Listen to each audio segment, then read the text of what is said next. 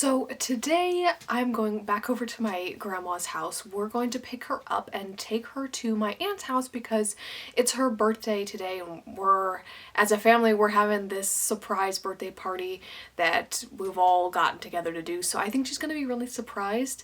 I think she suspects something. I think something has kind of tipped her off in the constant changing of the plans, but I don't think she suspects the extent to which we have gone for this. So it's gonna be a fun, exciting day, I think, to just spend it with family and have a good time. I don't know if I'm going to be able to get any writing done today. If I do, it will probably be night writing, which is not my favorite time of the day, but because I am not rough drafting, that makes it much easier to do. So I thought I'd just take you along with me and we'll see what we can see.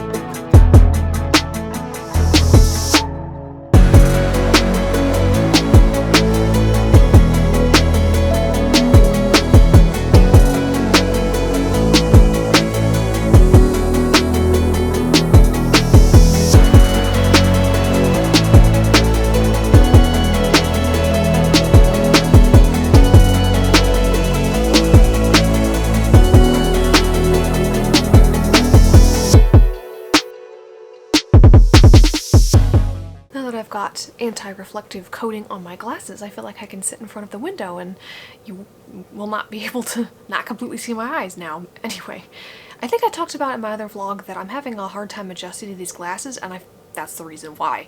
I figured out that these have the anti-reflective coating put on them, and I did not request that. They were put on there automatically, same as with my last pair of glasses, and I did eventually adjust to them. It just took way longer than I would like, but I do think that the overall effect of the coating is a positive, so I'm not upset that I have this, and I think I'm getting used to them now, so that's good. I didn't film anything of the party, as you saw, or rather didn't, and that's just because there were a lot of people there and I didn't really want to be disruptive, and I just wanted to be in the moment, and I think that's part of the reason why I don't like just taking my camera out and filming things. Like, I just want to be in the moment. I don't always want to have to worry about filming things, and then of course with the amount of people that were there, they probably don't want to be in my vlog, so I'm just not even going to bother with that. But it went really well. I think my grandma had a great time. She was totally surprised. She didn't suspect a thing, so mission accomplished there. I just finished chapter 24 of my witchy pirate book. One day I will be able to refer to all these books by their actual titles, but for now it's the witchy pirate book. It's going really well. This was a really important big chapter and it's done. I'm happy with that. I actually had to pause my writing because there was a hawk outside and of course I had to film it. There's a hawk in this book and so I really like seeing hawks in person, so it was kind of exciting and also ironic at the same time. But yeah, I think writing is going really well. I'm reminded of why I love this story or how much I love this story, and I really needed that today. I don't feel too motivated to film, but I was going to pick up the camera anyway, and what I really wanted to say in this particular clip is that if you are not a fan of young adult fantasy, please don't feel like you have to buy a copy of my books in order to support me. If you don't like a genre, you're probably not going to like the book. I do believe that a well-written book can transcend audience and genre, and that if a book is well written, that somebody who doesn't necessarily like the genre will still like the book and they'll still be able to recognize that the book was well written. But I do think that if you don't like a genre, you might think that the book isn't well written, even if it is well written to the people that do like the genre. And I say well written for the people who do like the genre because while I'd like to think that there is some objectiveness to this, there is some objectivity to the elements and aspects of writing, there really isn't. Like, there's no way to explain why somebody likes a book and why somebody else doesn't like the exact same book, why it makes somebody feel a certain way and not somebody else. It's really just all subjective, and I don't think it's at all objective anymore. I'd like to think that it could be, but it just isn't. There's no predicting how somebody's going to react to a book. There's no way of knowing what they read before the book that they're comparing the book to, even if they're not conscious that they're doing that. So it's all just really subjective, but I do think that if people don't like YA fantasy, they're probably not going to like my books because that's what they are right now anyway. They are YA fantasy. I think it's really sweet and it's exciting if people want to support me in that way, but if you're not a fan of YA fantasy, you probably won't like the book, and it is what it is. So, I mean, I have other stories and other genres. I've got adult fantasy that I'll get to one of these days. I've got adult mysteries. I've got adult thrillers that I have planned. But for right now, I'm just publishing all of my young adult fantasy. So I would ideally like for Lightbringer to find its target audience. I would like it to be read by people who like young adult fantasy. And then if they're going to give me feedback on the book, it would be people who are familiar with the genre, and it might be more helpful that way. I don't know. But anyway, I just wanted to say, please don't feel the need to read the book if you don't like that genre. I'm not gonna be offended. I'm not gonna be upset. I completely understand. Like, I don't like to read books that are not in genres that I don't enjoy either. And that's difficult when you want to support somebody because you know them or whatever, and of course you'd like to get their book, but at the same time you have to recognize that it's not for you because you just don't like that genre. And that's okay because there's lots of different genres out there and lots of different books, and not every book is for every person. So just wanted to say that. But it's good that I'm being reminded why I love this story and why I do this, because it's a little bit rough. So yeah, just wanted to say that. I don't know how much to say. I might not include this part of the clip when I choose to edit it, but basically, writing is the only thing that has never failed to bring me joy. And right now, I'm finding it difficult to write because when I'm working on my pirate story, there's this thought lurking in the back of my mind, why am I even doing this if people are just going to think it's lackluster anyway? And that's really disheartening and it's crippling a little bit. So me finding out why I love this story, why I do what I do, why I tell the kinds of stories that I do is kind of a pick-me-up that was needed today. So I'm happy that it worked out the way that it did. I have my really long dangly earrings that I bought a while back on today for the first time, and I'm loving them.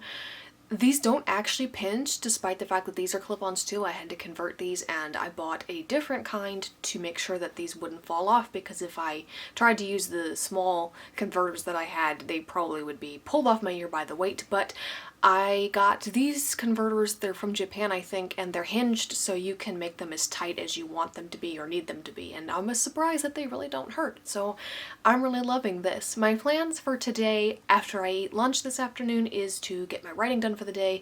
I believe I'm on chapter 26 now of my pirate book. It's going really well. It's going slower because this is my longest book at least thus far. So yeah, that's going on. I gave the proof copies of book 2 of the Guardians Duology to my proofreaders, and they're giving me updates on their progress so far. One of my proofreaders didn't get the chance to read book 1, so I'm waiting for more copies of book 1 to come in so that I can dispense with my in-group Spark proof copy and give that to her to read, but it's a slow process. They should come in the beginning of next week, so we'll see. I hope to finish the second Loch Lamora book, Red Seas Under Red Skies. I always mess that title up.